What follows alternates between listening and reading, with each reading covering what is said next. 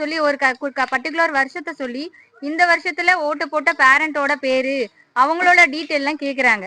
இப்போ அந்த அளவுக்கு சொல்ற அளவுக்கு யாருக்கிட்டயுமே எந்த விதமான தெளிவும் இருக்காது.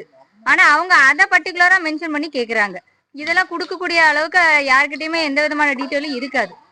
இந்த கன்னியாகுமரி தொகுதியில நீங்க யாருக்கு ஓட்டு போடலாம்னு நினைக்கிறீங்க? மொத்தத்துல ஓட்டே போடக்கூடாது, நோட்டால போடணும்னு நினைச்சிருக்கோம். நோட்டால போடுறது அது சரியானது இல்லல்ல. உங்களுடைய உரிமையை வந்து சரியா யாரு இல்ல, அதுக்காக தான் நாங்க நோட்டாலேயே போடுறோம்னு சொல்றோம். ஓட்டை வந்து போடாம இருக்க கூடாது, அதனால நாங்க நோட்டால ஓட்டு போடலாம்னு நினைச்சிருக்கோம். அப்படி நினைக்கிறீங்களா? ஆமா. கன்னியாகுமரி தொகுதியில நீங்க யாருக்கு ஓட்டு போடணும்? எங்க நாங்க ஜெயிக்கிறோம், அதாவது நாங்க விருப்பப்பட்டு ஒரு ஆளுக்கு போடணும்னு நினைச்சாலும் இப்ப நம்ம மட்டும் அதை நினைச்சா பிரயோஜனம் கிடையாது. நாங்க ஓட்டு போடுற ஆட்கள் யாருமே முதல்ல ஜெயிக்க மாட்டேங்கிறாங்க, அது வேற விஷயம்.